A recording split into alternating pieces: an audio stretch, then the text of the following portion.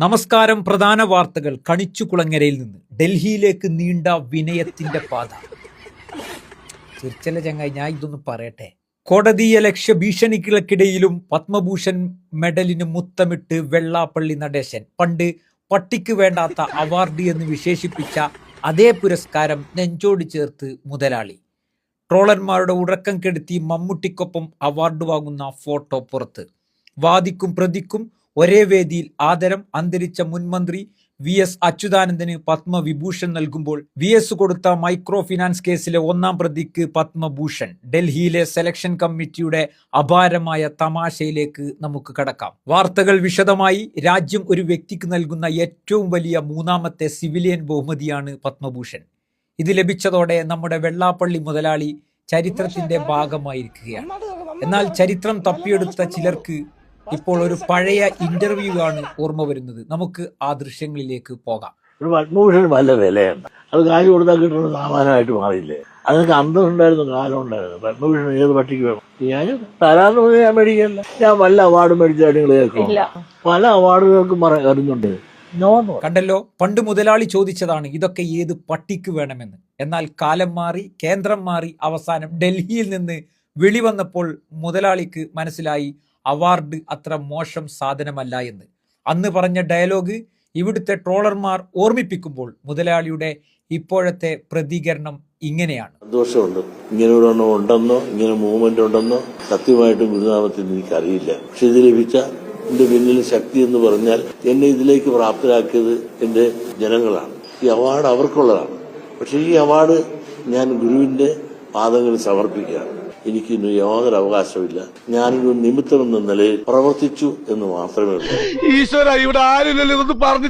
അതെ, ഇതാണ് രാഷ്ട്രീയ നയതന്ത്രം. അന്ന് പറഞ്ഞത് കാശ് കൊടുത്താൽ കിട്ടുന്ന സാധനമെന്നാണ്. ഇന്ന് പറയുന്നത് ജനം തന്ന അംഗീകാരമെന്ന്. ഈ മാറ്റത്തെയാണ് മലയാളികൾ ഉപ്പ് തിന്നവൻ വെള്ളം കുടിക്കും, അവാർഡ് തന്നവൻ കൂടെ നിൽക്കുമെന്ന് തിരുത്തി വായിക്കേണ്ടത്. എനിക്ക് ഭ്രാന്തായി പോയതാണ്, അത് നാട്ടുകാർക്ക്. അതേസമയം ഈ അവാർഡ് പ്രഖ്യാപനത്തോടെ ഡൽഹിയിലെ സെലക്ഷൻ കമ്മിറ്റിക്കെതിരെ ഹൈക്കോടതി ഒരു ചെറിയ സ്നേഹ നോട്ടീസ് അയച്ചിട്ടുണ്ട്. നിരവധി ക്രിമിനൽ കേസുകളിൽ പ്രതിയായ ഒരാൾക്ക് എങ്ങനെ പത്മഭൂഷൺ കൊടുത്തു എന്നാണ് കോടതിയുടെ ചോദ്യം. കേന്ദ്ര സർക്കാർ കോടതിയിൽ നൽകിയ വിശദീകരണത്തിൽ പറയുന്നത് മുതലാളിക്ക് അവാർഡ് നൽകിയത് പബ്ലിക് അഫയേഴ്സ് അഥവാ ജനസേവനത്തിനാണ് എന്നാണ്. ശരിയാണ്, സാമുദായിക സൗഹൃദം തകർക്കുന്ന രീതിയിൽ വിവാദ പ്രസ്താവനകൾ നടത്തി ജനങ്ങളെ ഇപ്പോഴും അഫയേഴ്സിൽ, അതായത് ആശങ്കയിൽ നിർത്താൻ മുതലാളിക്ക് പ്രത്യേക കഴിവുണ്ട്. നൌഷാദിന്റെ മരണസമയത്ത് മുതലാളി നടത്തിയ പ്രസ്താവനയൊക്കെ രാജ്യം ഇപ്പോഴും ആദരവോടെ, അത്ഭുതത്തോടെയാണ് ഓർക്കുന്നത്. പാവപ്പെട്ട സ്ത്രീകൾക്ക് ലോൺ കൊടുക്കാനായി തുടങ്ങിയ മൈക്രോ ഫിനാൻസ് പദ്ധതി ഇത്രയും വലിയൊരു സേവനമായി മാറുമെന്ന് VS അച്യുതാനന്ദൻ പോലും കരുതിയിട്ടുണ്ടാകില്ല. കേസ് കൊടുത്ത VSന് മരണാനന്തര ബഹുമതിയായി പത്മവിഭൂഷൺ കൊടുത്ത് കേന്ദ്രം ഒരു വശത്ത് ആശ്വസിപ്പിച്ചു. കേസിൽ പ്രതിയായ വെള്ളാപ്പള്ളിക്ക് പത്മഭൂഷൺ നൽകി മറുഭാഗത്ത് പ്രോത്സാഹിപ്പിച്ചു.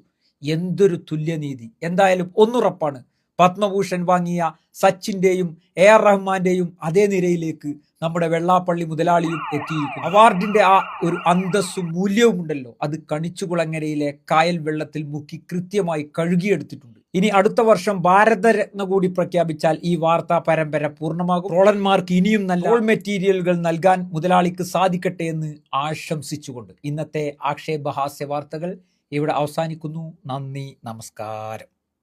സുമേഷേ കറക്ക് സുമേഷേ കറക്ക്, നന്നായിട്ട് കറക്ക്.